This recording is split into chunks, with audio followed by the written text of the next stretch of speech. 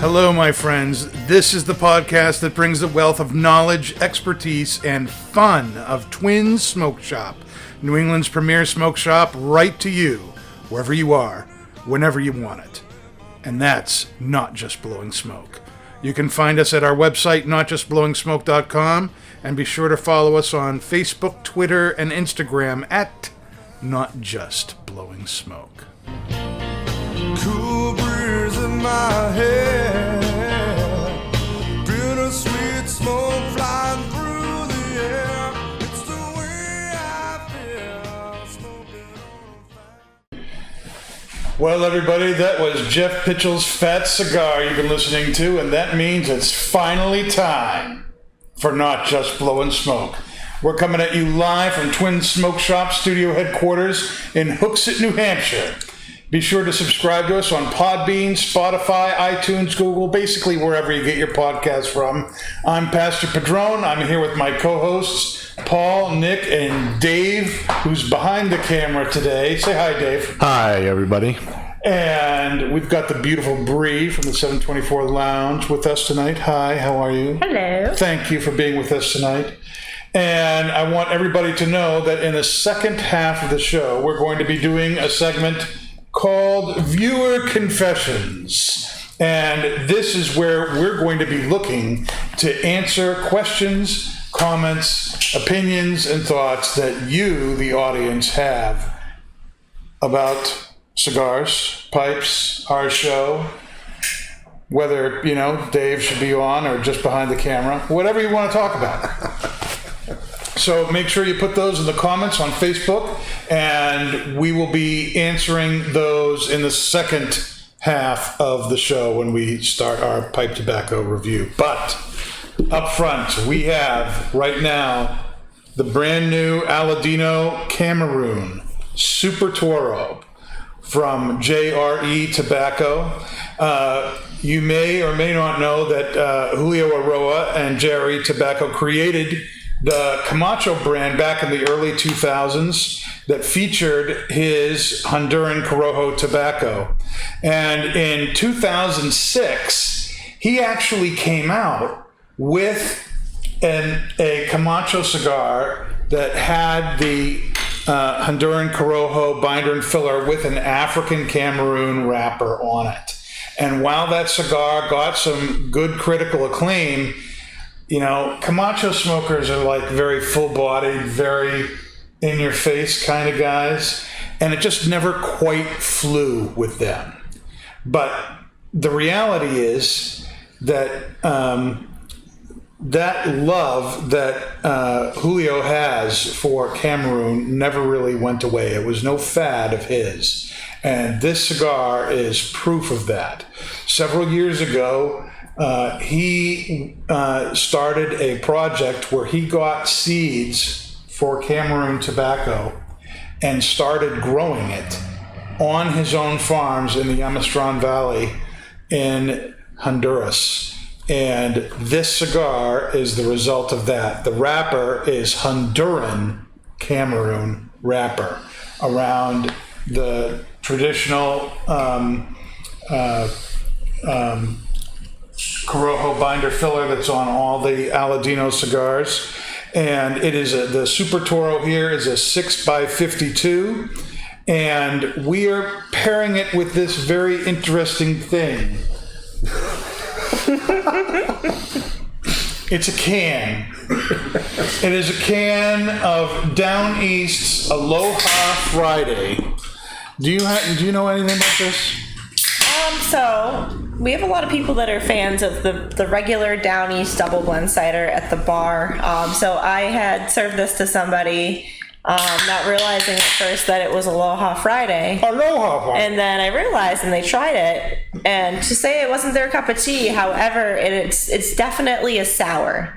I will say that it's definitely a sour. It's very tart, but it also kind of activates those salivary glands and kind of gets your taste buds going a little bit, gives them a little buzz. There's pineapple in this, right? There is. It's almost like a sour pineapple. Very sour pineapple. So this is going to be, this is a pairing that Kendra worked up for us. And this is, as she said, a contrasting pairing with the cigar. And the sour in the drink, the citrus in the drink, contrasts with the sweetness in the cigar. And the spice from the Cameroon, which has this kind of cayenne aspect to it, is contrasting to the tartness of the drink. So it's going to be interesting to see how this goes. She really enjoyed the pairing when she tried it. Excuse me. You're excused. Thank you very much. So before we go on, what's our initial thoughts here, Nick, on the cigar and the pairing here with Down East Aloha Friday? Well, you get a lot of earth from the cigar, from the Honduran tobacco. Earth, woody, that signature spice that most Aladinos have. And the Cameroon for me it's almost a little. It is for me a little tardy in there. Some tart, earth, maybe a little sweetness in there for me. And with the drink, I think it's a comparing. You think it's a comparing? Yeah. Well, I think it's a complementary pairing. Yes, my words are a little mixed up today. Exactly. And I think it goes well with the drink. You think? It with it being as that sour drink, I think it goes well with the cigar. See, pineapple sour to me is not like grapefruit sour or like lemon sour. There's a difference to it. Well, you get the acidity in there. It's not as. It doesn't leave you wanting to pucker your lips. Right. Almost there's pineapple has a real sweetness to it, but also has that very kind of sharp, tartness to it as well. And this really has that. This would be a great summer drink. I can see why that it is popular right now. Yeah. I would agree. That's a nice drink. It's very refreshing. Yeah. Paul, how do you think the Kendra Master has done with this? I'm not a hard cider fan by any means, but I got to admit that with the added pineapple to this, it's making it a lot more palatable for me. But the cigar, now I've had this before. I picked up a lot of, like what Nick had said, a lot of earthy wood tones, a little bit of sweetness. I picked up a lot more, maybe like light caramel sweetness with the spice as well. It's very light. It's a very light Cameroon cigar. Doesn't have a whole lot of intensity or a lot of body with it. It's very light from what I picked up. I think the pairing is toning down any sweetness out of the cigar. It's bringing a lot more of the earthy wood tones. It's mellowed out the spice too. So it's definitely bringing out a lot more of the earthy woody notes from it. It's not bad. I mean, I think it's good. It's definitely a contrasting, complementary drink, but so far so good. What do you think there, Bree? I have to agree with everything that's been said. I think it's both comparative and contrasting. Both comparative and contrasting. I was very... It's a contrasting. That's a new word. Yeah, I like that. Because, I don't know, off the bat, you, have the cigar alone, and you're just like, okay, this is peppery, it's earthy, it's like, I can almost see it with, a bear. Not a bear. Not like the aspirin, a beer. Oh, a beer. Oh, mispronunciation there. Beer. And then you take a sip of this, and you're like, wow, that is sour. But like you said, it still has that sweetness to kind of dull it out. So when you put them together, it's surprisingly amazing. It's you're getting something that kind of A, dulls the pepper, and B, kind of creates a smooth, refreshing taste in your mouth after. Yeah. So it's well done. Well, that's good. Something that I've noticed with this, and Paul and I were talking about this earlier today, that this is a different Cameroon, of course. It's not from Africa. It's from Honduras. And you can tell by looking at it. We actually each smoked a Baka Bantu from Roma Craft, which is also a Cameroon wrap cigar. That's the African Cameroon wrap. And we noticed that wrapper was very mottled in color. It was this marbled mix of deeper and darker browns. It was more veiny. It was more toothy. This is very smooth and silky, and it is several shades lighter than the Cameroon Bantu that we had earlier today. And we also noticed that the earth and spice on that wrapper was very pronounced. Yes. Now, to be fair, those cigars had aged, for several months, in our humidor. So, these have just come out. Those were a few months old. True. But the spices are there in this. I can For sure, You can tell that cayenne kind of spice. Is certainly there, but there is more of a creaminess to this than I normally expect from a Cameroon wrapper. I expect more of the deeper woody, earthy notes, and I think there's the difference in the wrapper. And then I also think Honduran tobacco, especially theirs over to Roa, has a very kind of unique sweetness to it. Yeah. And I think that tones down a lot of the darker, earthier tones that I would normally pick up in a Cameroon wrapper. Dave, what's your take on the pairing and the cigar? I believe the cigar is it's a lot more mellower than the last Mellower? than the last Aladino we smoked. It's kind of like it's got more of a, I want to say like more of like a sweet hay type of thing, and I feel like the drink is bringing out maybe a little bit of a citrus to it. The retrohale is not quite as spicy. It's like I feel like it's like a refined number 4. A refined number 4? A refined number 4. So you're comparing this to the Corojo Reserva. Corojo Reserva. Yeah, the Corojo Reserve. Yeah. I don't know. I would say the Corojo Reserva. Nothing against this cigar, you know what I mean. But I think the Corojo Reserva is what? That cigar is a step above all the other cigars in the Corojo line or in the Aladino line. That Step above in what way? richness, fullness, the spice, the taste, the sweetness, the subtle sweetnesses that you get. It's a step above all the other cigars in their portfolio. It's their fuller bodied, fuller strength cigar. Right. Yeah. This one, it would be a couple steps underneath. It's not as heavy. It is flavorful. Let me say that I feel like it's more reserved, not refined. You know what I mean? Mellow is a good word. It is a drop down. I totally agree with that. Mellow? Would that be a word you could use? More mellow. Yeah, definitely. Yeah, absolutely.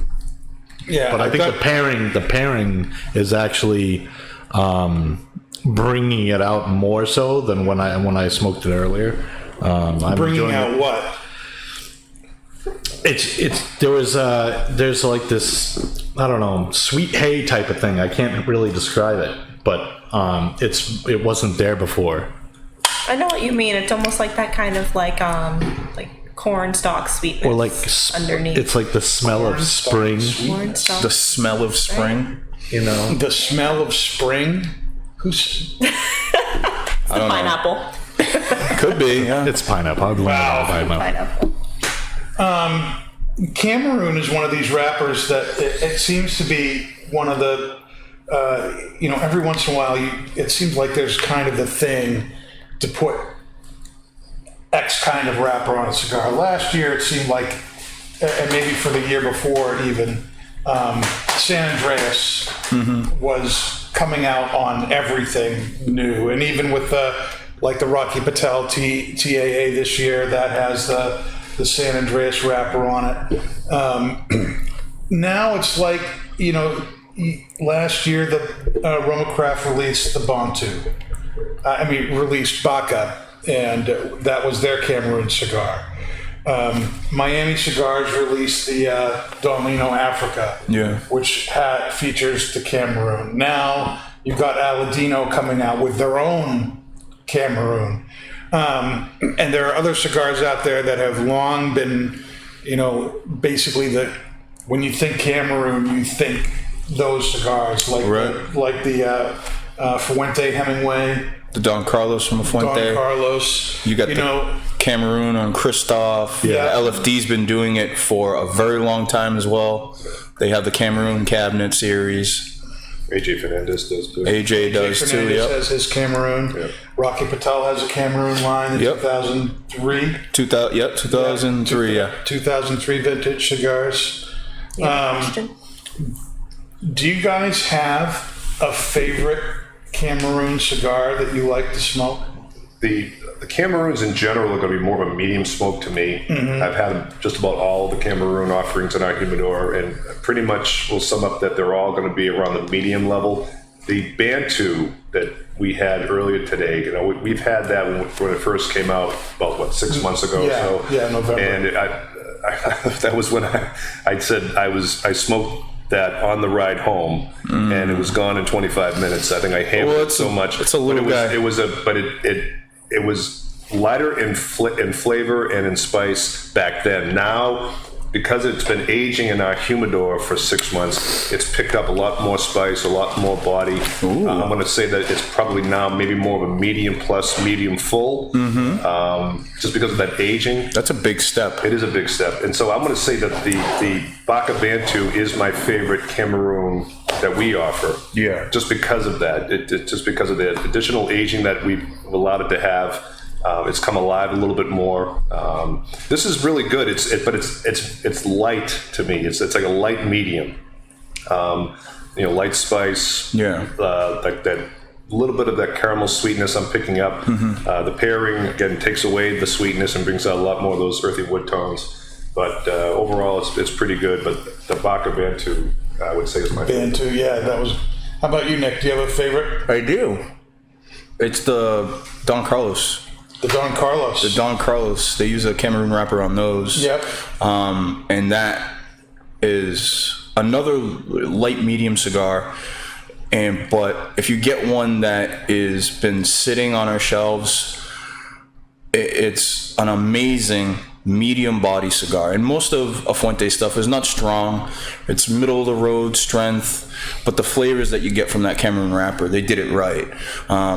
It's just so much flavor in that little pack, that little cigar, whether you get a number 2, a number 4, a Robusto, double Robusto, it brings so much flavor. And that's just your entry-level Don Carlos. You can go all the way up to, I think they have a 30th anniversary Don Carlos, and it's just a spectacular cigar when they put that wrapper on there.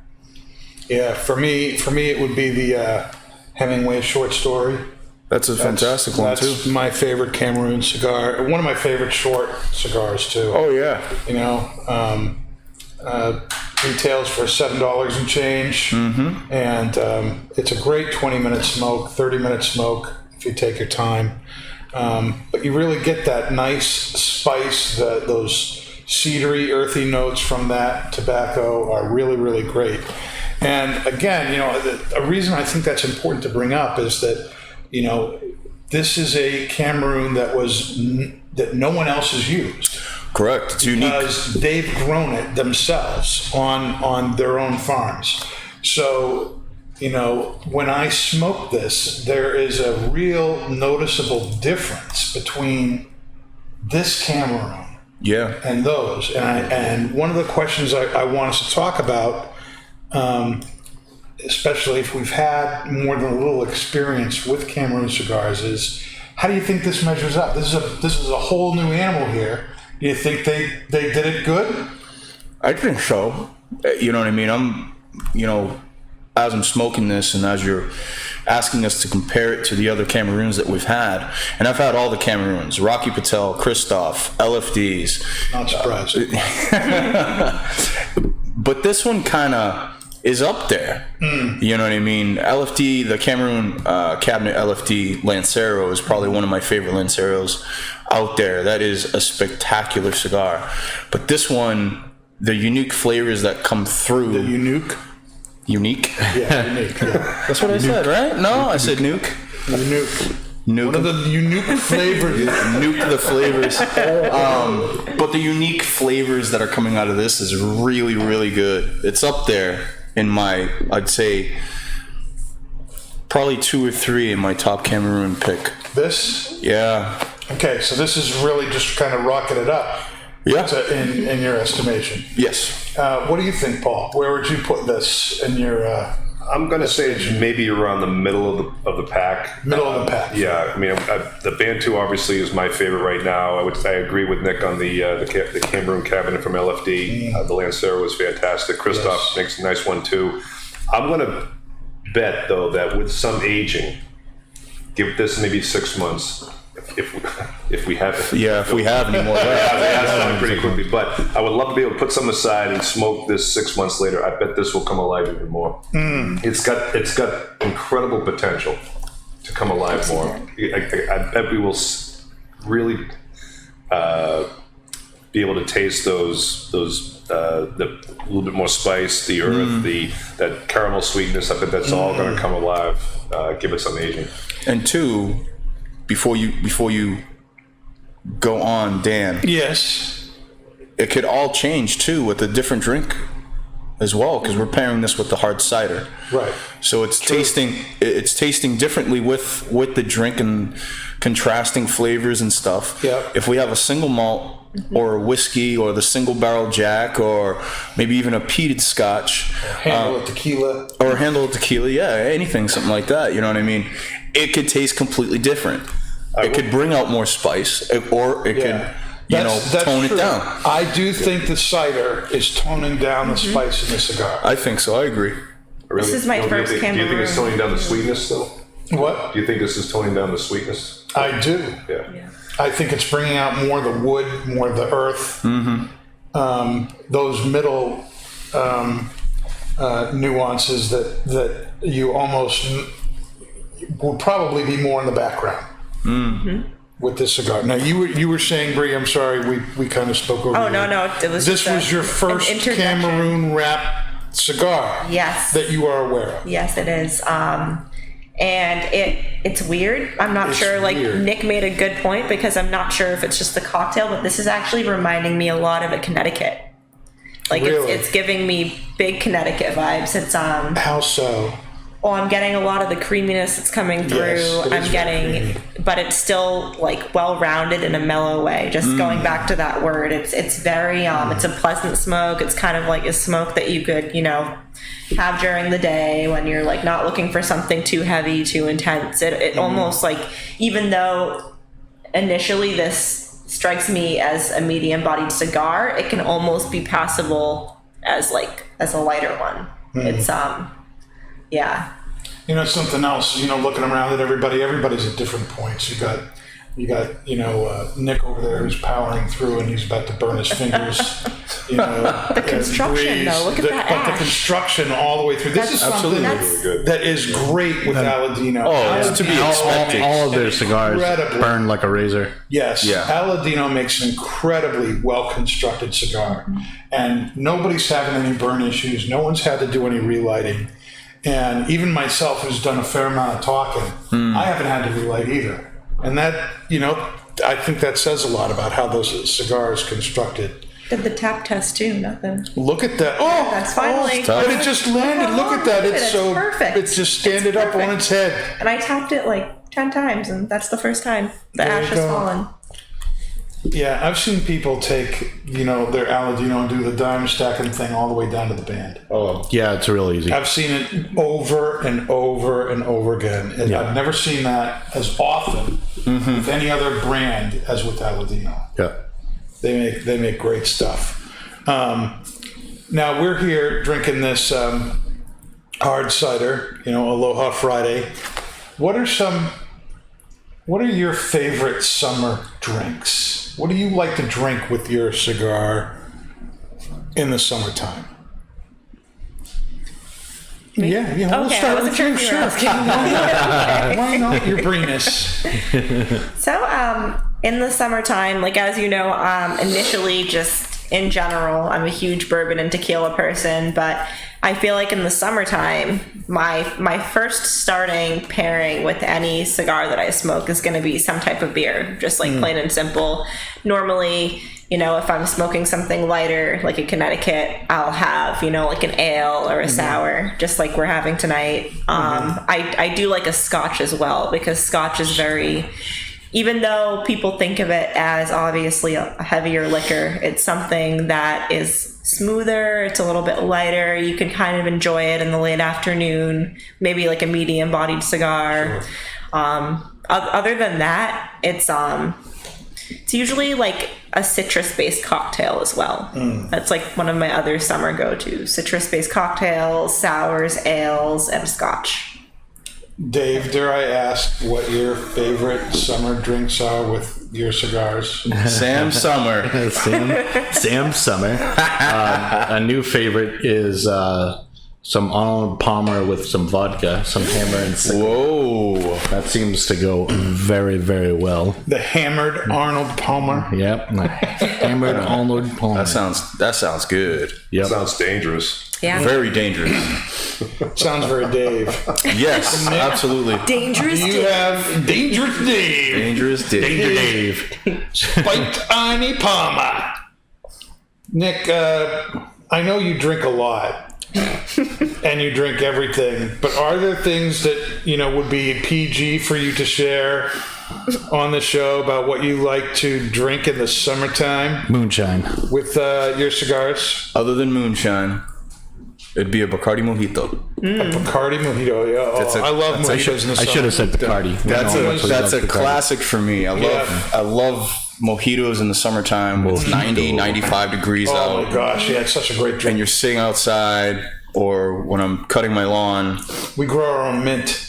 I do as well. And we crush it and put it in. There's nothing like that. That is awesome. the best. That is the best. Yep. You can be our new provider. That's boss. I use real sugar. I don't use simple syrup. Nothing against bartenders that use that. They have to do that because it's very time consuming when you're trying to throw the sugar in the Why glass. is simple sugar not real sugar? I never said that it wasn't real sugar. You said You're talking use the mint, simple right? syrup. No, You I'm don't talking use simple sugar. syrup. You use real sugar. Yeah. And so isn't simple syrup simple real syrup sugar? is, but it's boiled down. I like the granulated sugars. I like to mix my own drinks and take my time with it. For me, I think it tastes a little bit better. You like taste the grainy sugar? Well, if you're mixing it properly, it melts down. So for me, if you're what's using the difference? If it's melted you're getting down more sugar, well, you're getting you more don't have the of preservatives. Let me talk for a minute. Jesus. Thank you. I think it's more of the classic drink that was made when back in the day when Bacardi was in Cuba. I've taken a lot of factory tours, and that's how they teach you how to do it. I've taken mixology classes at Bacardi in Puerto Rico, and that's how they tell you to do it.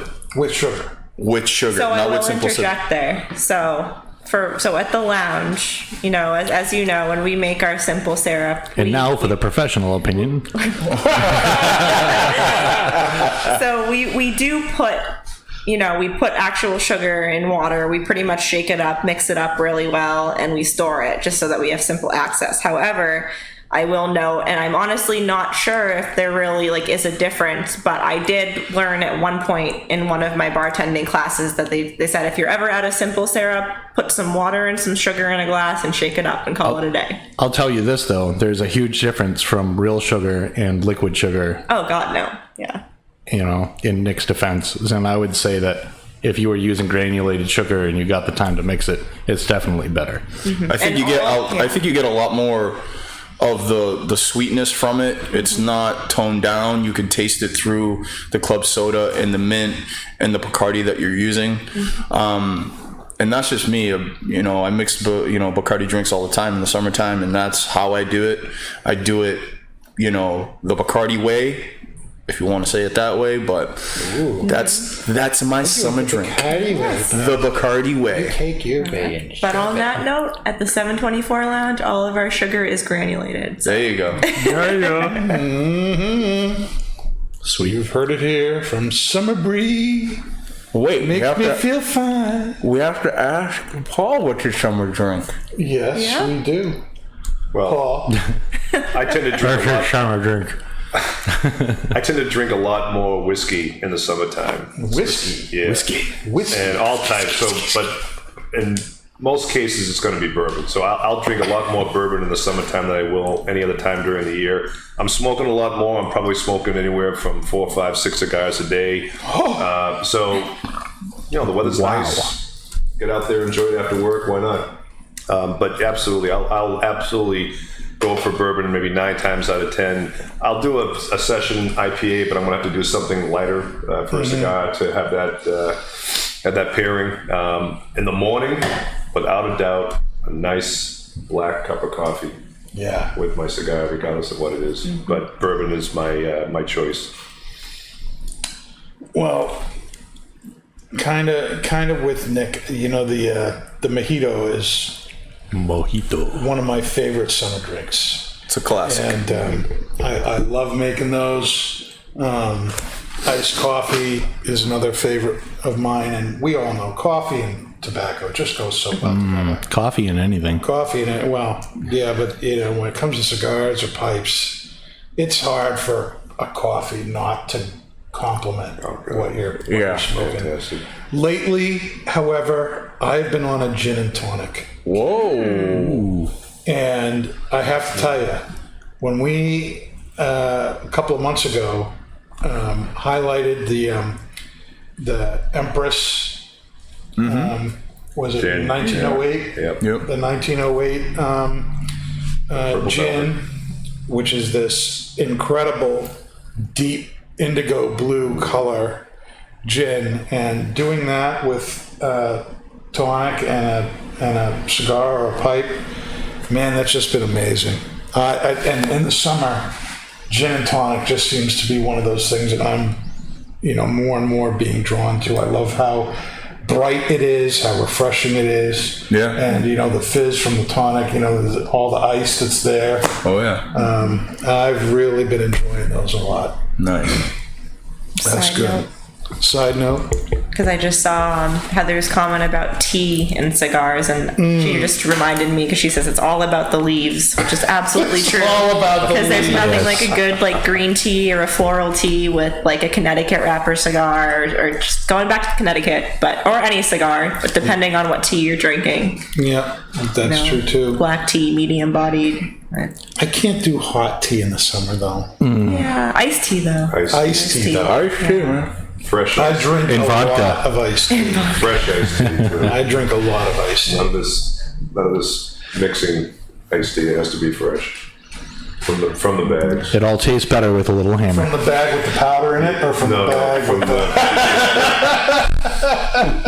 Make it your own. No, making you know, like the sun iced tea where you put the bags in the Let it sit there jar, for a just let while. it sit in the Yep. sun for a little bit. Oh yeah. That is fantastic stuff. I have to admit, that's very, very good. What's our final verdict here on the Aladino Super Toro Cameroon cigar? The Super Toro is super smooth, super creamy. It's got a nice mellow, summery feel to it, and I give it 2 thumbs up. It's my favorite Cameroon since nobody asked. Oh. Wow. Sorry, Dave.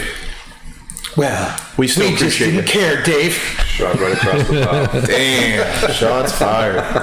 That's because it's the only Cameroon cigar you've ever had. Why do you think I didn't ask you? I've had other You've had Cameroon. other Cameroon. I've had What? the Christophe. I've had the didn't Leaf make one, or is that no? That was No, Sumatra. that's not Leaf. No, see, you're too green, Dave. You're too green for that question. I know I've had You'll others. grow into it. I've had the Promise. Rocky. I've had the 2003. Yeah. How do you think that compared with this? I think this blows it out of the water. Why? It just does. Why? Because the Rocky is, I don't really remember. Which is, well, for me, it's kind of saying something. It's Not memorable, huh? My Not God. memorable. Hope You Mike's know, not I've had watching. other Cameroon cigars, but I don't remember them. So this is my favorite. Well, if I liked Thinking them, like a true ADD person. well, if I liked them, I would have kept smoking them. If you knew them, you would have kept If I smoking. liked them, I would have kept smoking them, and I did not. And you did not. And I did not. But I would keep smoking this. Really? Yes. Do I have your word on that? Yes. Okay. You heard that. Which is the reason why we are out of brotherly kindness. Don't talk about somebody else's cigar like that when we're highlighting somebody else's stuff. I just gave you a big compliment. No, he's going to have to You take that did? back. I'm sorry, Justo. He's still new, but that's okay. He's just a producer. Okay. What do you think, Nick? Paul, what do you think? You gotta be quick on your feet. Yes, I suppose I have to. It's great. Crickets. It's great. It's surprisingly. Yes. It's great. It's one of the best Cameroons I've had. Creamy, earthy, spice, a little sweetness in there, and it's going remarkably well with this I do like it. cider. I do like the cider. It's a hard cider, and I wouldn't expect it to be holding up well with the cigar. But it is going pretty well. Mm-hmm. I would definitely have this pairing again out on my back deck in 90-degree weather with my chickens running around, with my turkeys and everything. So, oh yeah. One of our customers brought in a Mike's, Mike's? blood orange lemonade cider. Nice. Does not Blood compare to orange our blood lemonade orange cider. Yeah. That Or blood orange cider. Just leave it. Yeah. No lemonade. okay. Paul, for you, you said this was kind of more middle of the road. Yes, and I will. So I'm interested to hear your final take on this because obviously you're not putting it as high up on your list as Nick did.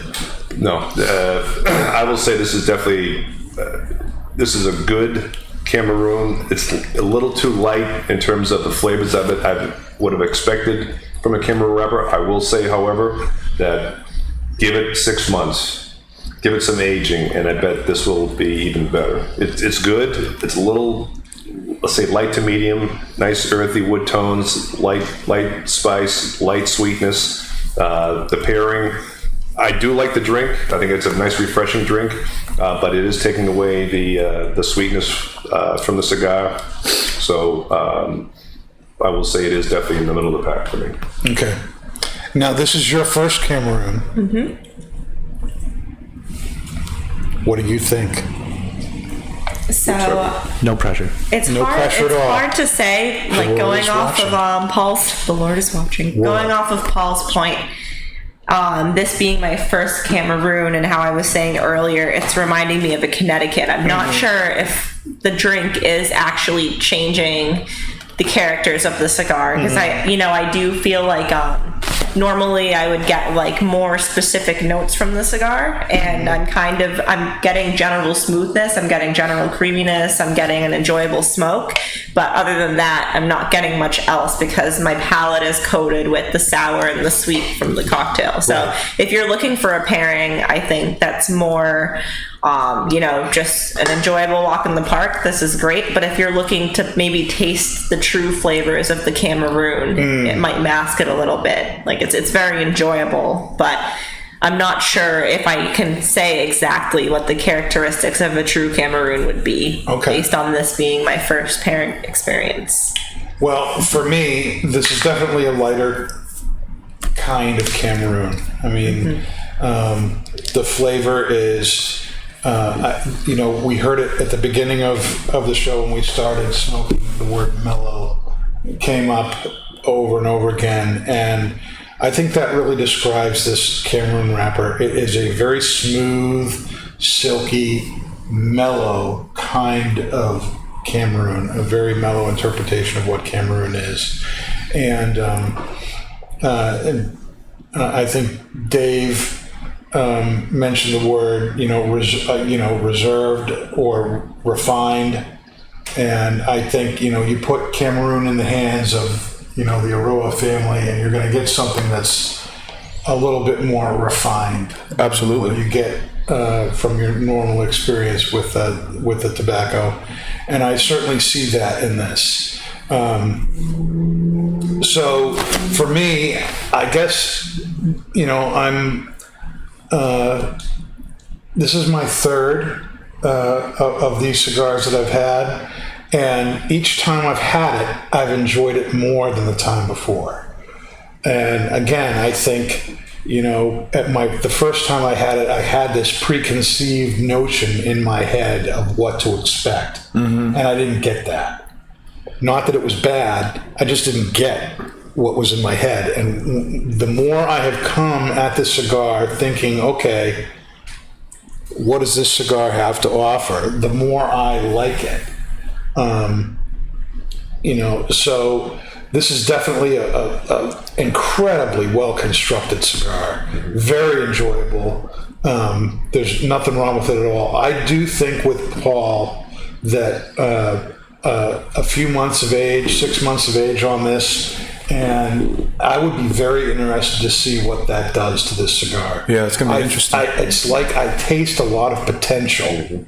Yeah. A lot of flavors that could bloom if this was allowed to age for a while. And I almost am tempted to take some right now and put them away and come back to this cigar in 6 months. Maybe we can do a show on Cameroon cigars 6 months from now and come back to this and see what's changed about the cigar. Because I almost think that one of the characteristics I'm getting from this is that it seems like almost a little young, like A little bit. and not that it tastes like the tobacco isn't aged, where there's that funny, you know how you get a cigar and you're like, oh, this needs to sit. It's like you're tasting these flavors and you're going, you know what? Yeah. This could sit for a little bit and get a whole lot better than what it is. Yeah. And I think it's very good as it is. I would almost be curious to see how this would be if we aged it in like a rum bottle. Like, how we have our 724s. That'd be interesting. And we put them in the bourbon bottle. If we had them aged in like a spiced rum barrel, like maybe like a Zacapa XO or like a plantation. We could probably make that happen, couldn't we? We should. Or we'll do half and half. You could probably make that happen. We'll talk to Potion Master. Well, I mean, we've got the empty bottles from the bar, right? Yeah. Yeah, we've done. We can just Let's do it. say, hey, Potion Master, save us that bottle. Don't touch it, okay? Isn't there a saying that good things happen for those who wait? There is a saying like that, Paul. Then let's do that. 6 months from now, we'll revisit this, and we'll see where it's at. All right, that sounds good to me. And this is where we will take our break for a few minutes. We'll get set up for our pipe tobacco review. We'll be right back. Just hang in there. We're not going away for good, just for a few minutes. All right. Hey, everybody. Welcome back to Not Just Blowing Smoke.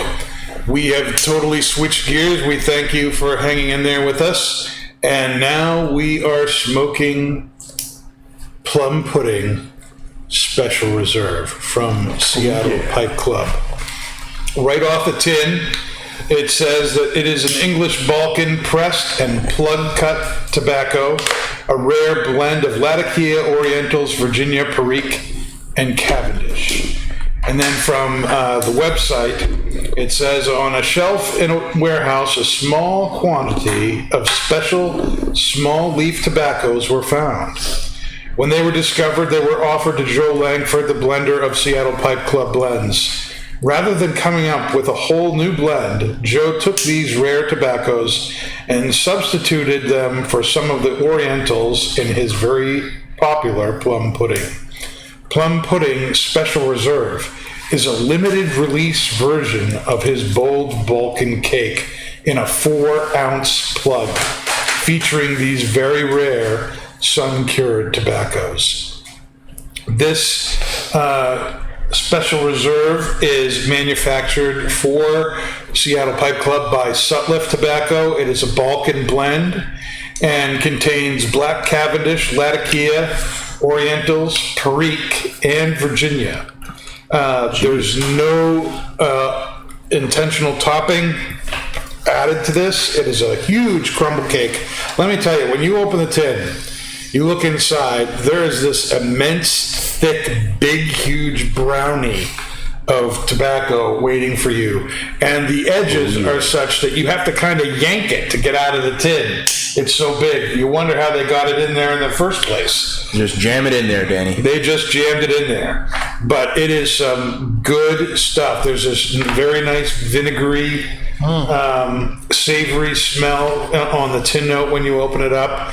And I decided to bring back an old favorite cocktail of ours that I knew would go very well with the Plum Pudding Special Reserve, and that is the Penicillin Cocktail.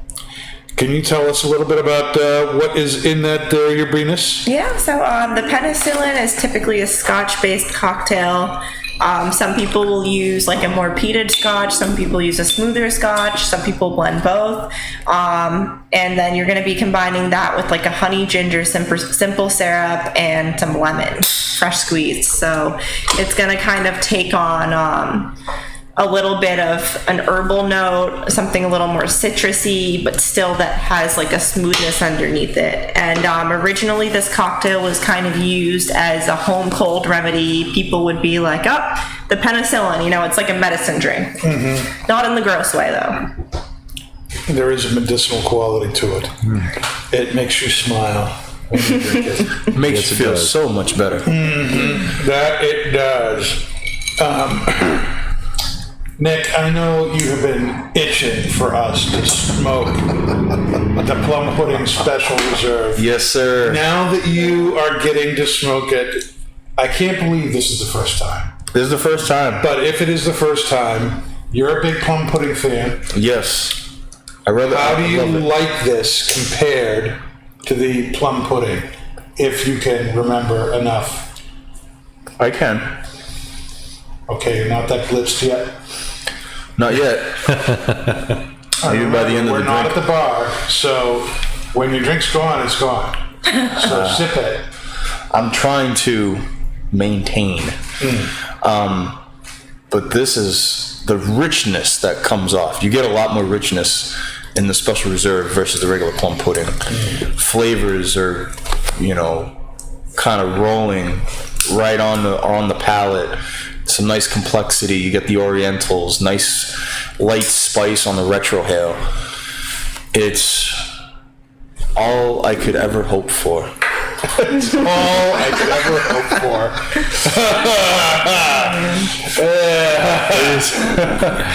It is spectacular. I'm extremely happy I waited this long to have this Special Reserve because it is truly special. It's a couple steps above the regular plum pudding.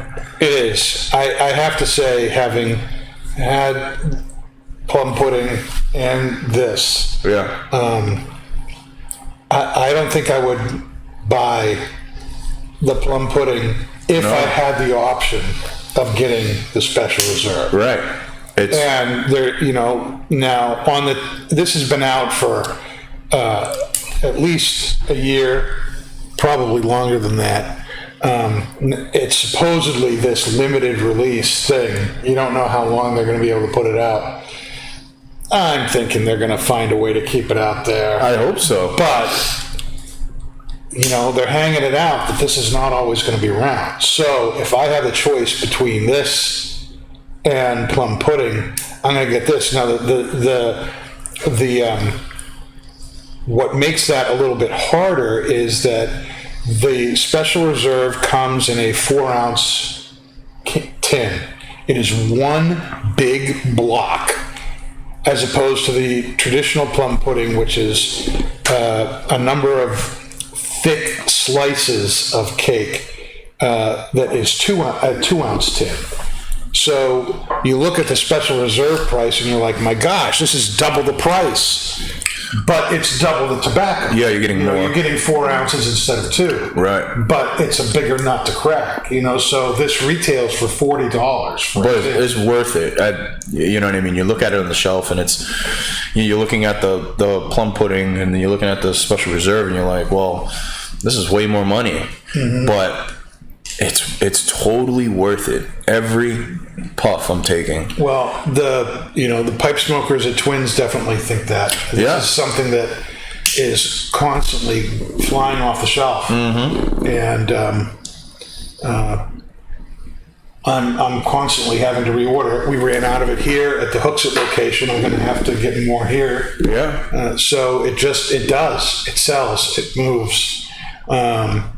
Bree, this is one of your first, your very first smoking experience was with Squadron Leader, which is another, Latakia blend.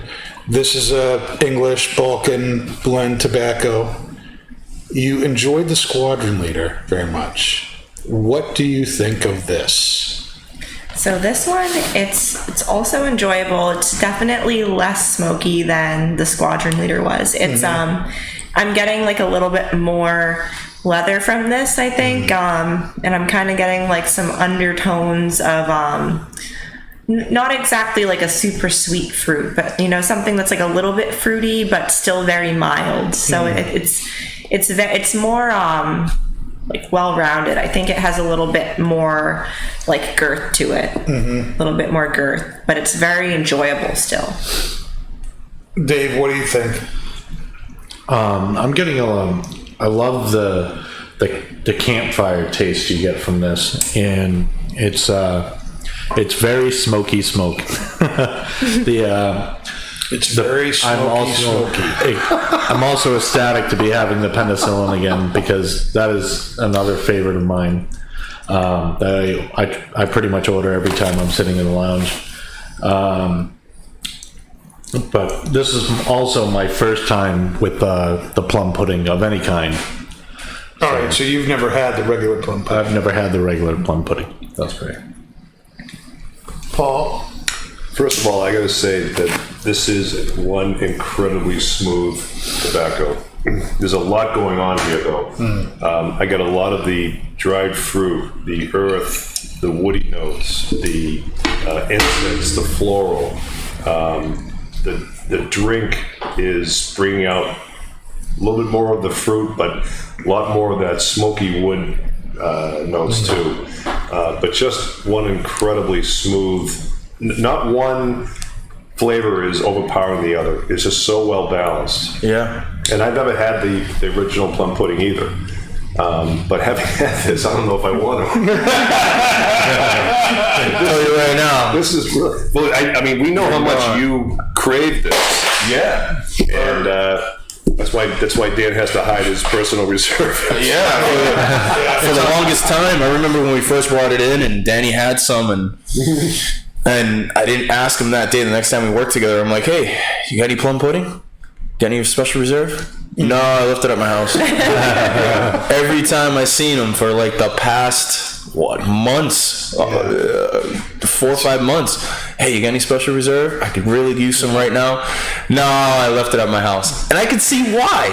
Because I would have smoked your whole stash, man. Yes, you would have. I would have. Hence, I leave it alone. It's $40 a tin. I would have went ham, and now I see why you left it at home.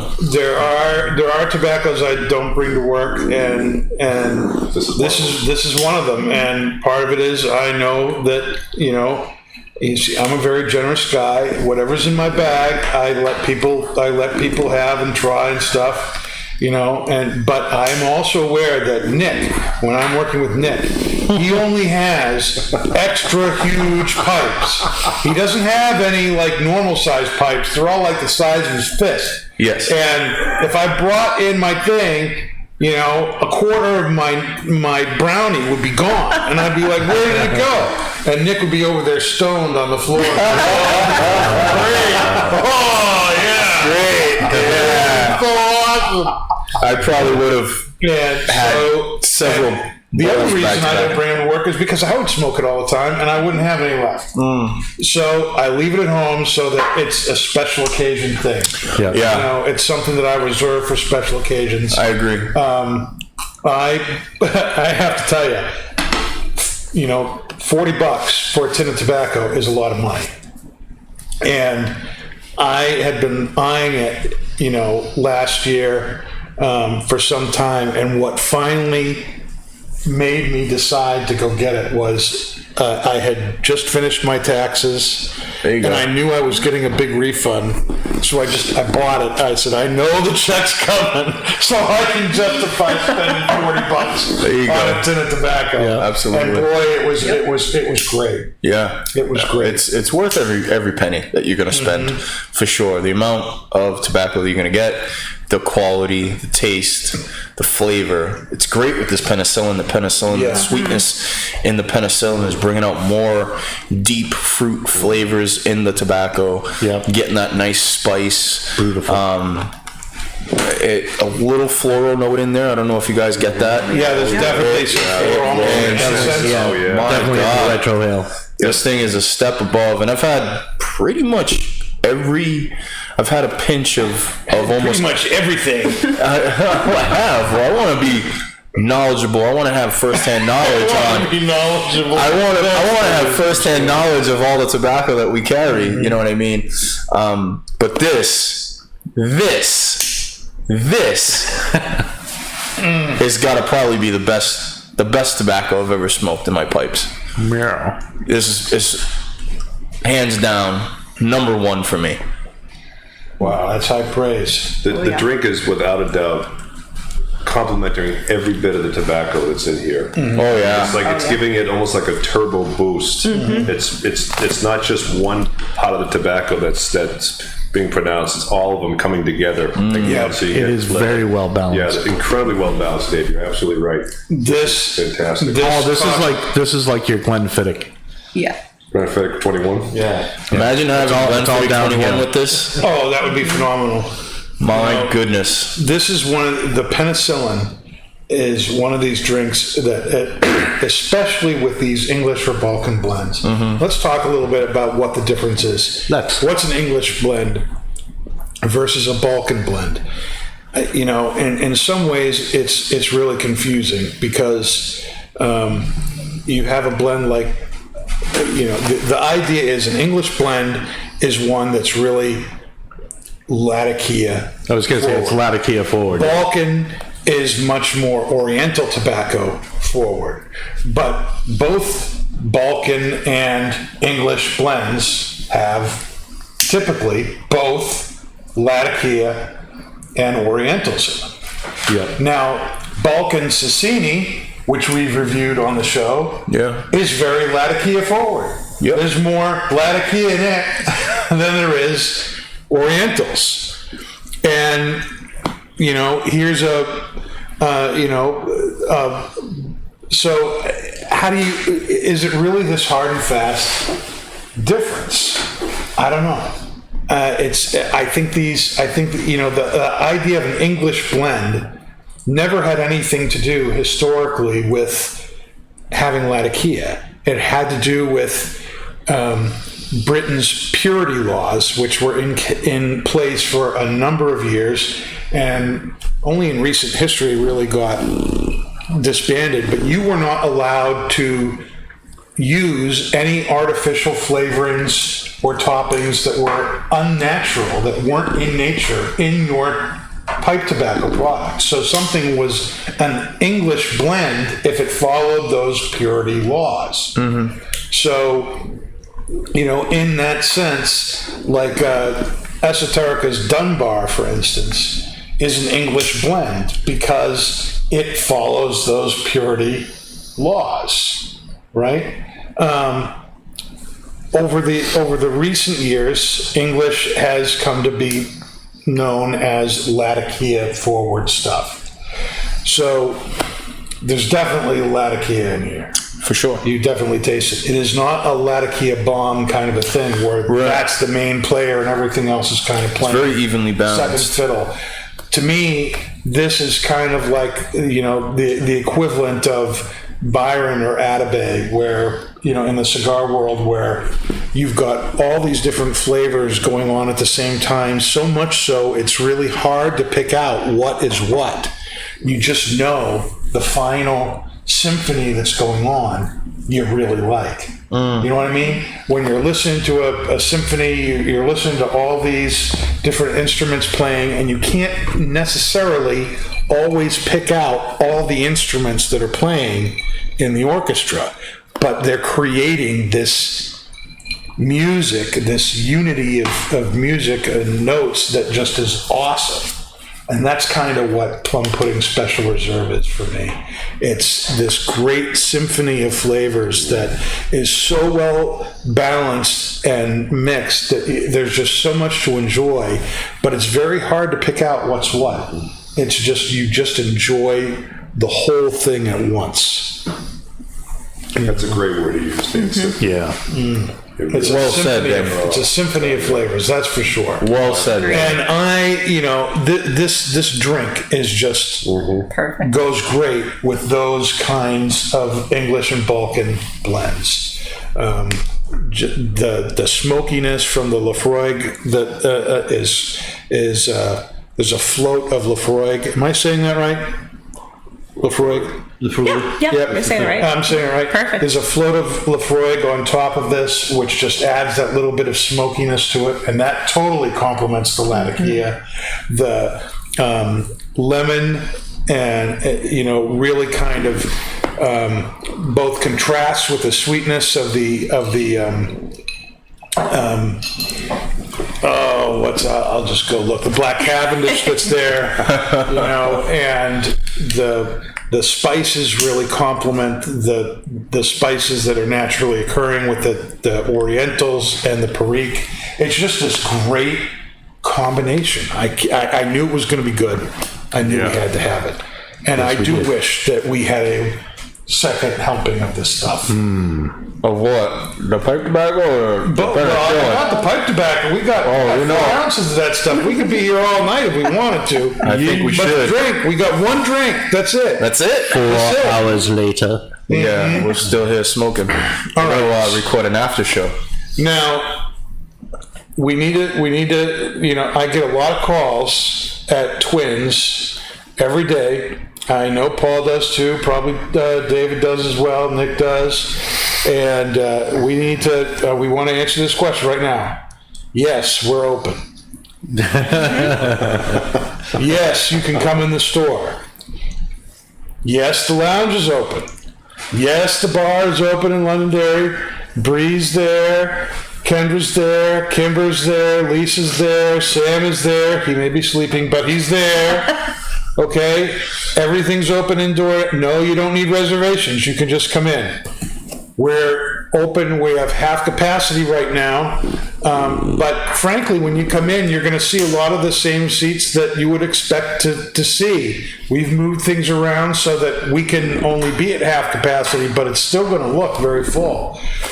So come on down, get your cigars, get your pipe tobacco, come down to the BYOB Lounge at Hooksett or the full bar over in Londonderry. Enjoy yourself, enjoy your cigar. You can sit inside or outside at either location. Come and take a break, enjoy the summer heat, and get yourself a nice smoke and a cool drink, and take some time to relax as the COVID stuff is, taking a more and more of a back seat every week. And man, it's great. I'm so glad people are allowed in the store and everything. Yeah. But we want you to know we're open, and we want you to come in. We're waiting for you. So that's what's going on at Twins right now. We just came off a great pipe show. We're going to be doing a Rocky Patel event at Londonderry on Friday, the 26th. This episode will come out on Podbean the following Monday. So if you don't listen live, that won't really matter much.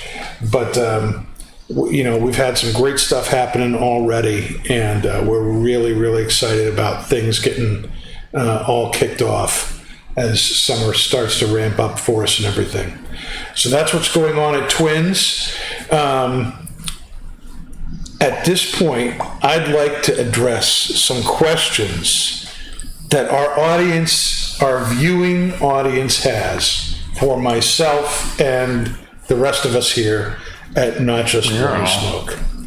This is what we call the viewer confessions, where you are able to ask and we will give you answers.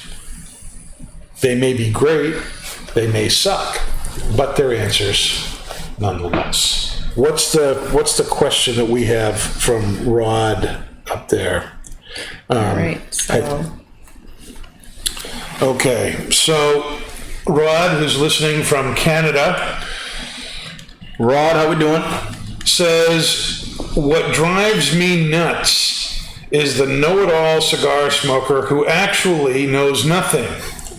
I was in Cuba smoking a Ramon Alonis when the guy next to me smoking a Cohiba Siglo 6 told me that I should be smoking a Cohiba and not crap, i.e. Ramon Alonis. Now, his cigar was unraveling because he chopped 2 inches off the cap, so he really didn't know it all, despite advertising himself as such. How do you deal with these people? So, Dan, how do you deal with those people? Smiling. Well, the first way that you can deal with them is to avoid going to Cuba, where these people seem to go. Stay in Canada, where people are much more reserved and polite, and say, "Hey, man, what are you smoking? I like that, eh? You know?" They know what it's on the boot. No, that's Australia. No, that's Canada. That's Canada. Hey. Okay. I do know what you're saying, you know, all kidding aside. People can be,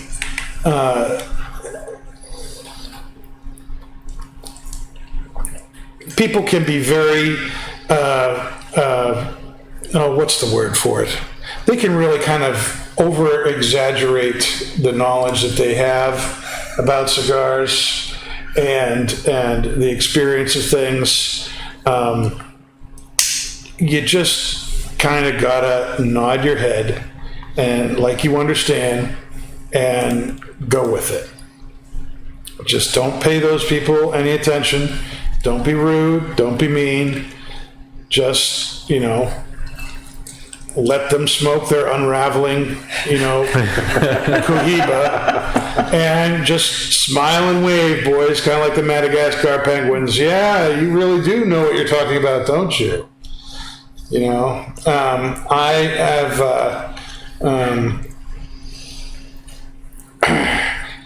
you know, when I see somebody cut off, you know, an inch on their cigar, and I've seen that, like not exaggerating, an inch off the top.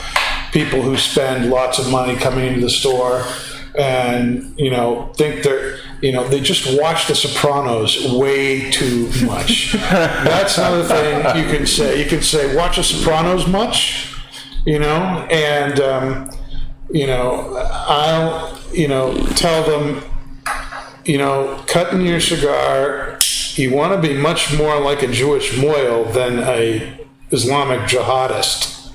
You know, you want to just shave a little bit off the top, a little snippy, a little circumcision going on there, not like beheading the whole thing.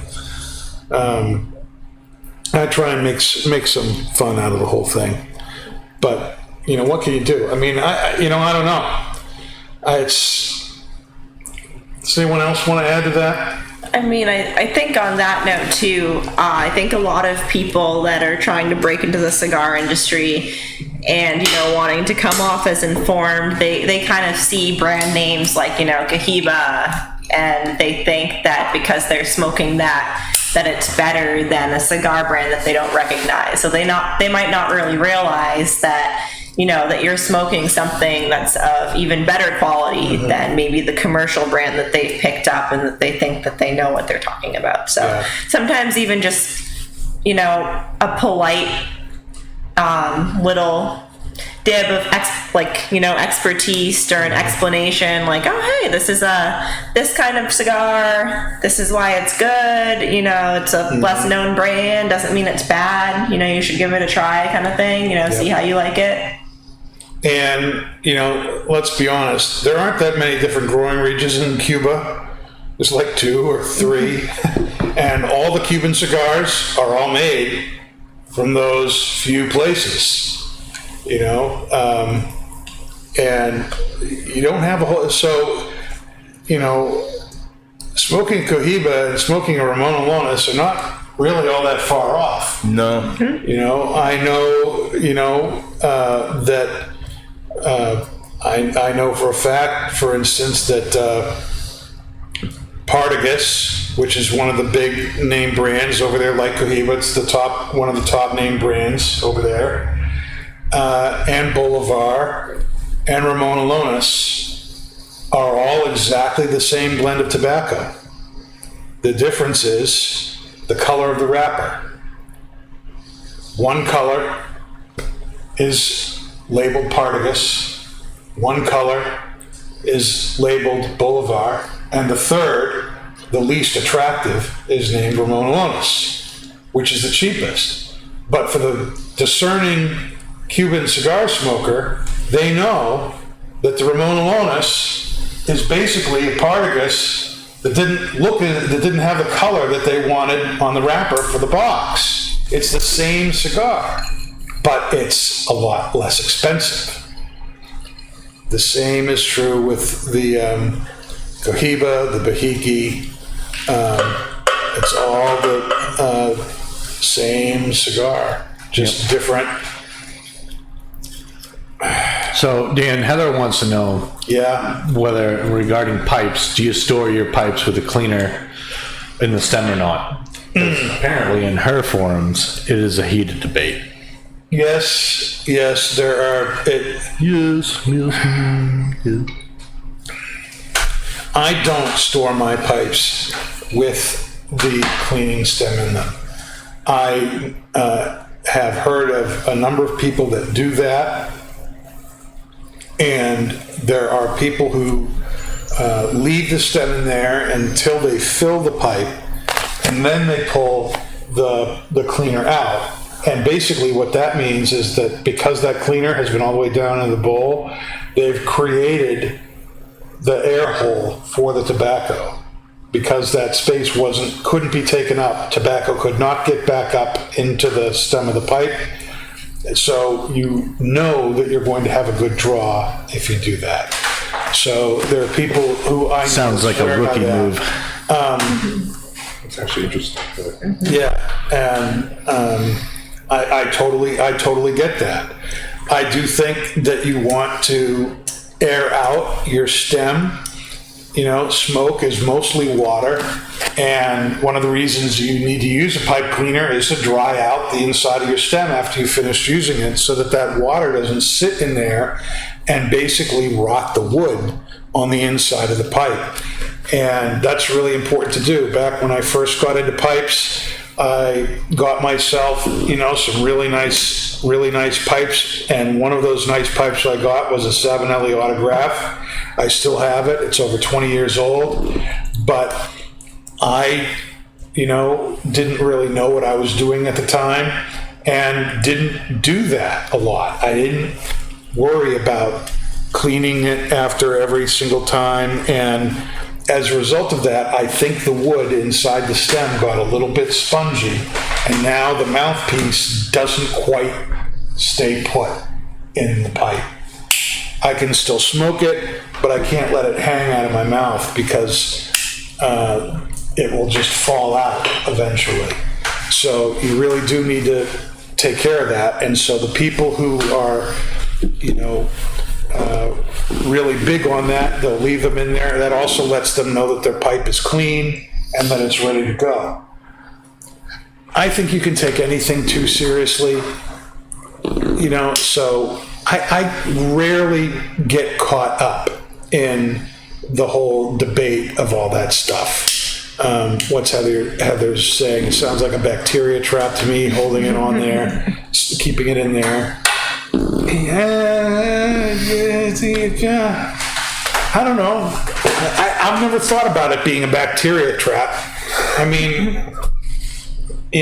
bacteria is going to grow in there whether you put a pipe cleaner in there or not.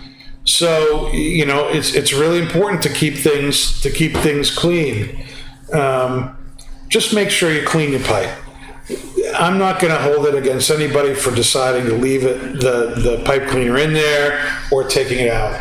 To me, that's the same kind of thing of, you got people who seriously believe that doing a V-cut on their cigar makes all the difference. I've done it both ways, and I don't think it makes one bit of difference to me. Now, that's just me. So, and also, I don't think cigars were ever designed to be cut with a V-cutter. They're all designed to be cut with a straight edge.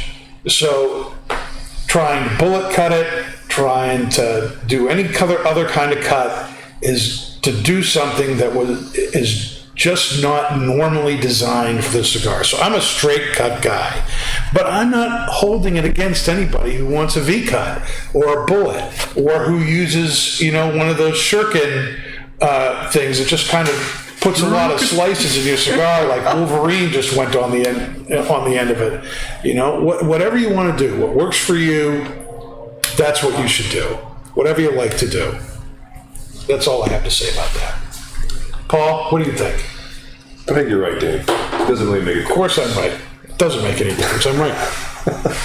What do you think? You think I'm right? I can agree with that. You can agree with that? When I first started smoking cigars, I was all for the V-cut. I was like, being new to it, I was like, oh, I like that this cut kind of filters out a little bit more of the initial lit tobacco thing. Mm-hmm. But now it's honestly, it doesn't really make a difference to me. It's just kind of like if I have a torpedo, obviously I'm using a straight cut. Most of the time I'm using a straight cut, but if I feel like making a V-cut one day on, whatever cigar I feel like it, then sure. For me, it depends on what I'm smoking. If I'm smoking a Weed. torpedo, I will do a straight cut. Mm-hmm. If I'm smoking a chisel, I will do a punch. If I am smoking like a regular rounded tip, I'll probably do a V. The V for me helps keep it open more because I salivate a lot when I smoke. And That's funny because tobacco actually limits your salivatory response. It totally does not for me. Me neither. I have to agree with that. Well, at least for me anyways. I can't smoke with a cigar in my mouth and just leave it there because I'll just drench it. I can't. Does it surprise either of you that both Nick and Dave have exactly the same problem? That their chemical makeup is totally the opposite of all other human makeup. I get it.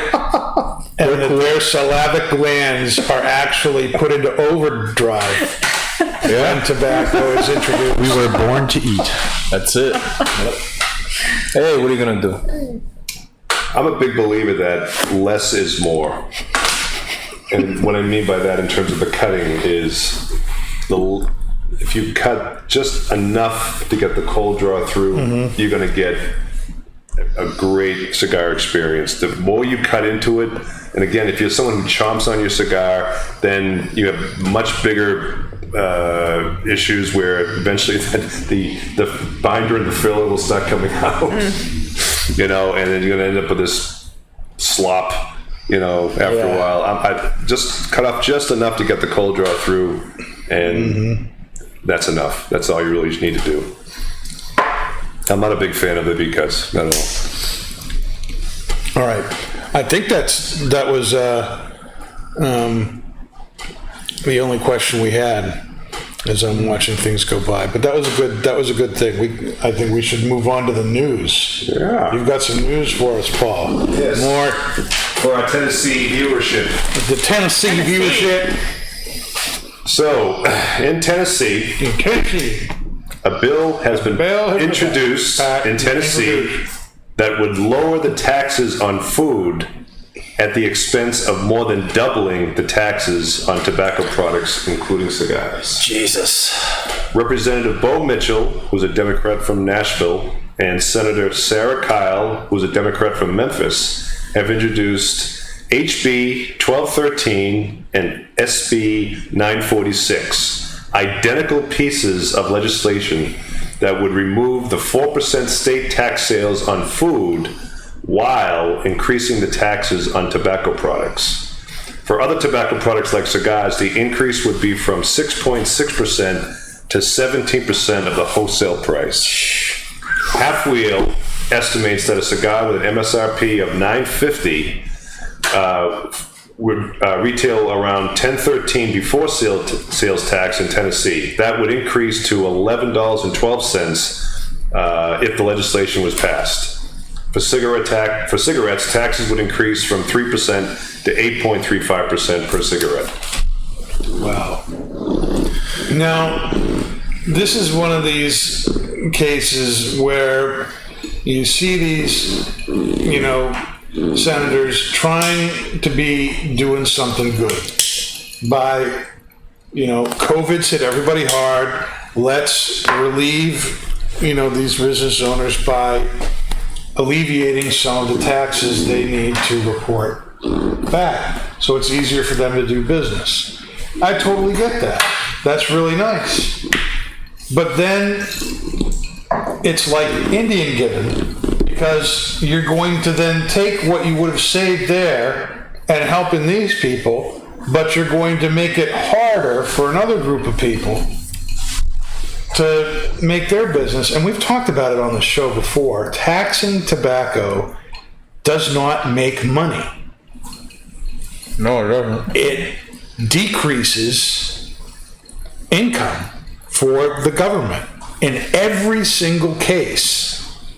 Whatever the plan is for that tax to make the government, in this case to make up what they're cutting out for other, it never has made that. And I don't understand why they keep trying it. Albert Einstein said the height of insanity was doing the same thing over and over, expecting a different result.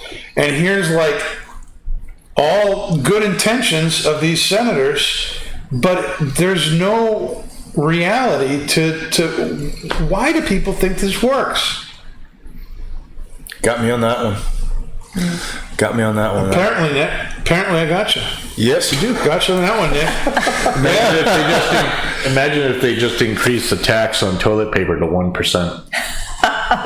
Just by 1%, that would solve everything. Why would that solve everything? Because COVID.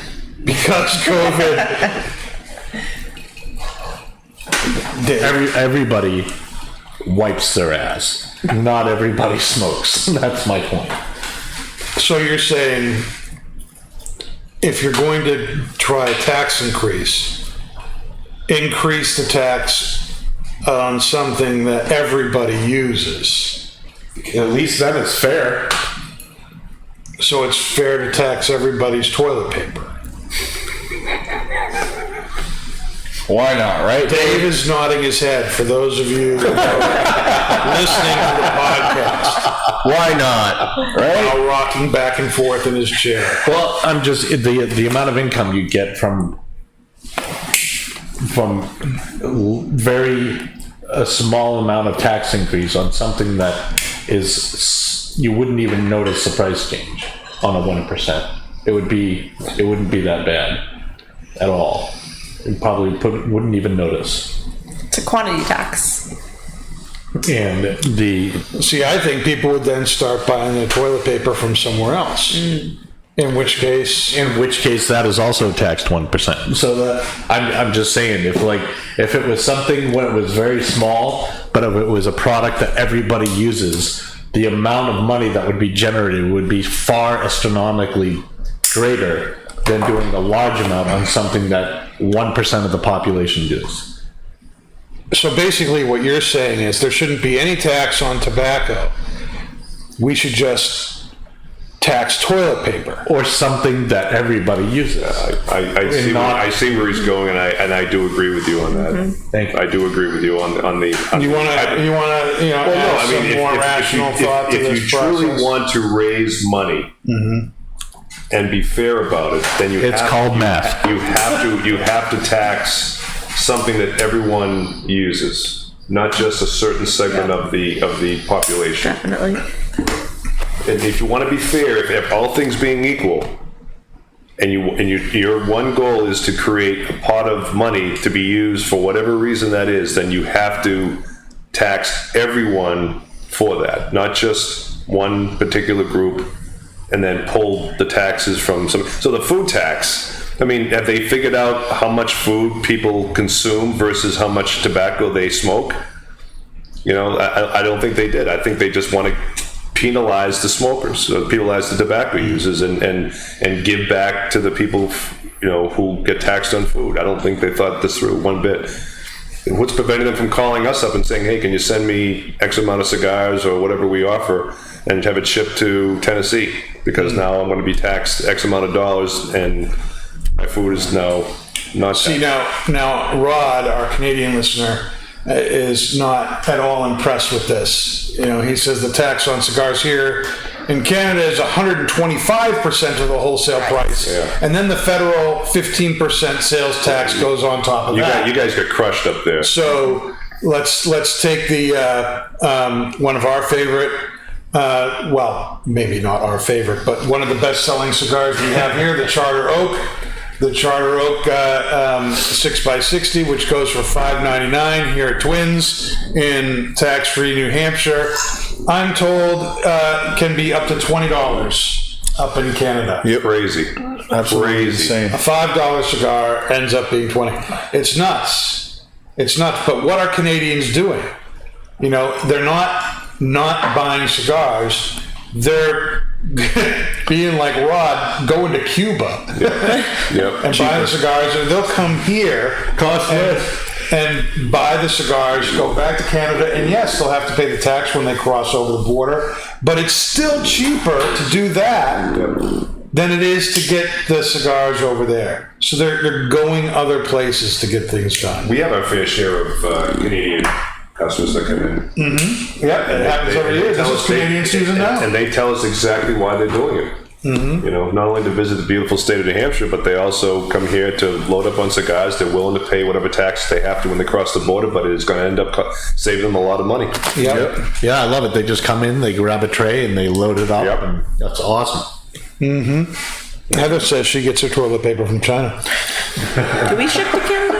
No, we don't ship to Canada. We only ship in the United States. So Rod, is thinking about making some hockey trip out here to see us, which would be nice. Yeah. Yeah, It'd be great. it would be very cool. Maybe we can get him on the show. An Aladino Corojo Reserva is $24. Wow. That is Canada. unreal. 150% more. Wow. That's unbelievable. Imagine you have to pay that. Imagine you have to pay that. That's insane. Rod, we feel for you, brother. Sorry you have to pay that. That's totally nuts. Totally nuts. You want to do a little bit of Would You Rather? Sure. All right, here's a question. This is a little bit different. We've done a lot of silly questions lately. This one's a little bit more serious. Boy. Would you rather Oh boy. never get angry or never be envious? Ooh. Bree. Never be envious. Never be envious. I never see Bree mad. Because as it is, I really I don't get very angry over things. I'm kind of just like, it's whatever, let it go. It's really not that important.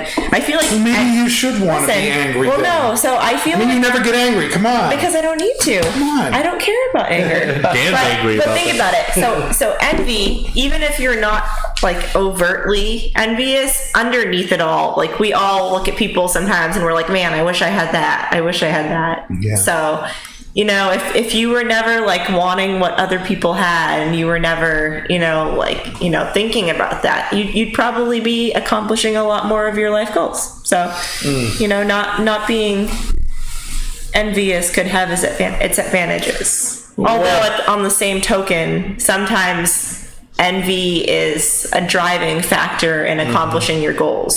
So that's kind of tricky to say. I think that all human emotions are very natural and kind of necessary for us to go after like what we want and what we desire. So that it's kind of a tricky question. I think their anger and envy are both important to the human development process. Okay. All right. Now I know why we should have you go last.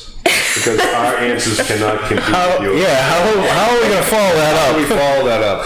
That's good ideas.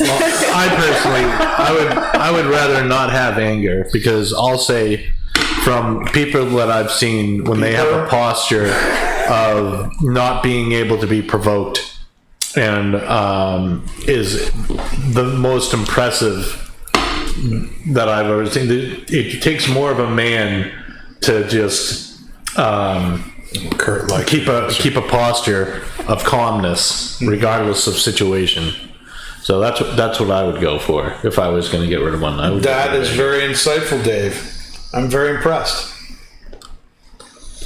I'll keep my envy. How do we compete with Dave's Really? statement? Between you two? Incredible. All right, I'm done. I'm done too.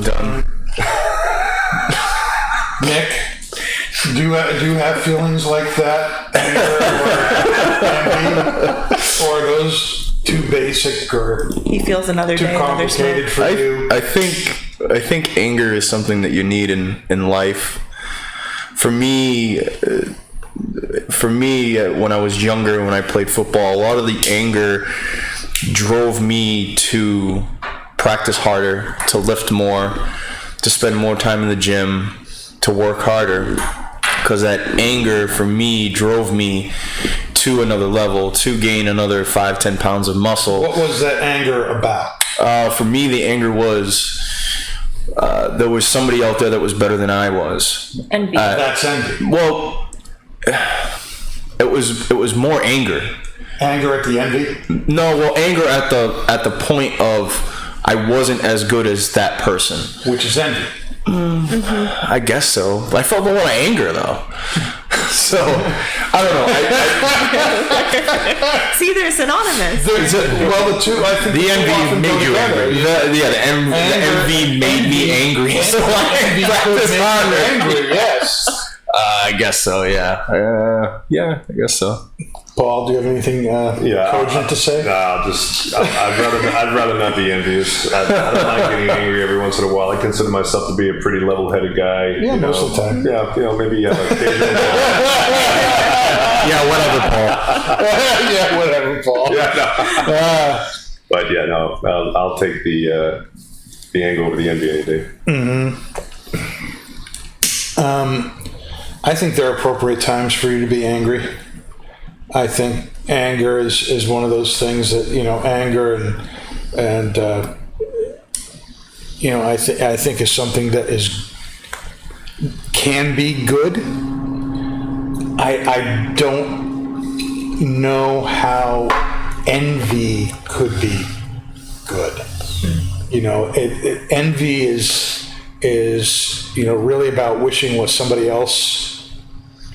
that you had what somebody else has, and that leads to jealousy, that leads to It leads to bad things. it leads to bad things. And so I would rather be able to be angry but not be envious. I do sympathize. I see Dave's point of view, that and I'm very impressed with it too. People who can be standing there, and in the retail business, we've all been there, where somebody will be yelling at you and going off or trying to yank your chain, and you watch somebody who can just handle that, take it without batting an eye. They keep smiling. That is incredibly impressive. It's a skill. So it really is a big skill, and being able to not get angry in those situations, like where, Rod, you're watching somebody say really stupid stuff to you as they cut off 2 inches of a cigar and it's unraveling. Their $40 Cohibas falling apart, telling you you're smoking crap. It would be very hard for me not to be snarky.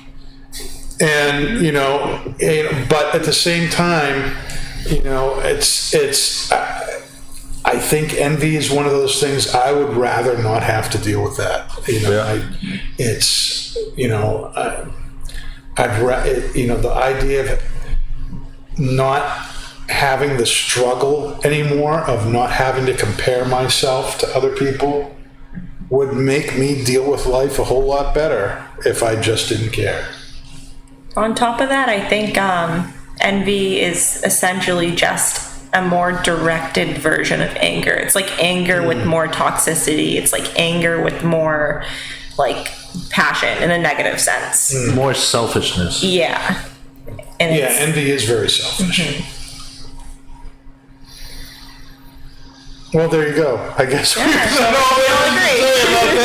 We're going to have that dead air that's been in this episode.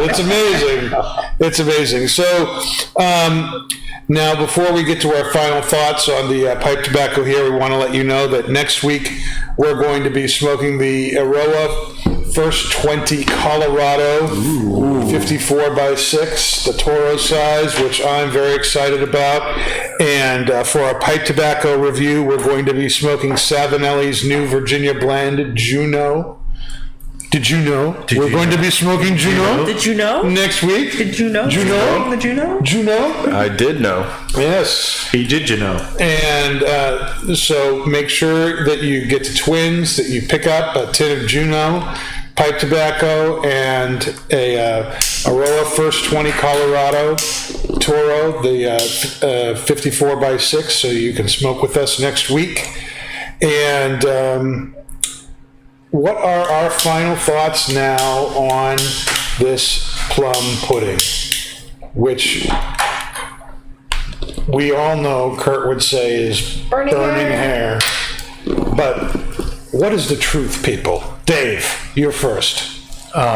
It should be called yum pudding. Yum pudding. Yum pudding. I'm probably about halfway through my bowl, but my drink is gone. And but this tobacco is just it has got a humongous amount of flavor, whether it's the Orientals and their floralness, or the Virginias with the dried fruit, or the Latakia with the smokiness. They're all just really coming together so perfectly and so well balanced. It is exquisite. I love it. Nick. Do you even have to come to me? This again? is the best tobacco I've ever had in my whole life. Smile on his face should It's say amazing. That's it. Do you see the smile? Man. Do you hear the smile? It's beautiful. Oh, it's beautiful. This is what beautiful tastes like. I'm pretty much done my bowl. I'm done the drink. Do I have to say any more than No, you don't that? have to say any more than that. Paul? I'm just trying to keep the last bit of this tobacco alive. This has been a fantastic, smooth, well balanced, lot going on, complex yet just subtle flavors. It's just fantastic. It is an excellent tobacco. Bree. Oh, okay. Yeah, I have to agree, honestly. Like, I'm at the end of my bowl as well, and for what I enjoy personally, this is, I think, a perfect pairing, because I like that there's a smoky underneath, and then you get, like, a tart sweet on top of it. And it just like Dan said, the symphony is there. It's complete. On top of that, it's kind of like one of those smokes for the pipe tobacco itself where, you just keep puffing it. It's almost like you're smelling fresh laundry. You just want to keep taking breaths. You just have to take it all in. Fresh laundry. As the tide rolls in. It is. This is the Tide equivalent of pipe tobacco. And I think that the cocktail is just the same. So, like, together they make they make the perfect combination. Yeah. The Symphony of Destruction. the Penicillin Cocktail and Plum Pudding Special Reserve is an amazing pairing. Amazing. It is really, really good. You would never go wrong putting these two things together. You know, it's like peanut butter and chocolate. You get the Reese's peanut butter, and oh my gosh, unbelievable. This is my favorite English Balkan kind of blend. And I, you know, one of the other really big brands out there that is much, much harder to find, Esoterica's Penzance. Oh, that's a good one. I have smoked Penzance and Plum Pudding Special Reserve side by side. And to me, they are incredibly close. And frankly, I enjoy the plum pudding a little bit better. If you're wondering what Penzance is because you've never actually seen it in person, this is as close as you're going to get. And certainly, if you like this, you're going to like Penzance. And if you really like Penzance, I think you're going to like Plum Pudding Special Reserve. But I don't think you're missing much if you can't find that but can get this. This is really, really good stuff. It is decadent. It is a decadent, sweet, smoky treat, and is one of the best balanced tobaccos that I have ever tried. It is really, really good. And yes, I think it's worth that $40 price tag. Again, that's for 4 ounces. And that means, you know, that 110 is probably going to last you somewhere between 25 and 35 bowls of pipe tobacco. You're getting a lot out of that. But man, get yourself some of this stuff. It's amazing. If you like English or Balkan blends, if you like blends that are, you know, very, you know, that include Latakia and Orientals, make sure you get some of this stuff. It is amazing. Well, that's it for this week. We'll see you next week when we're smoking the Eiroa First 20 Years Colorado and the Savinelli Juno. We'll see you next week. Thanks for watching, everybody. We appreciate you. And that's not just blowing smoke. Take it easy, guys. Thank you. Another day, another smoke. Thank you. Come again. You've been listening to Not Just Blowing Smoke, the podcast that brings the wealth of knowledge, expertise, and fun of Twins Smoke Shop, New England's premier smoke shop, right to you, wherever you are, whenever you want it. You can find us at our website, notjustblowingsmoke.com, and keep in touch with us on Facebook, YouTube, Twitter, and Instagram at Not Just Blowing Smoke. Thanks for listening, everybody, and that is Not Just Blowing Smoke. Rolling with the top down, smoking on a fat cigar.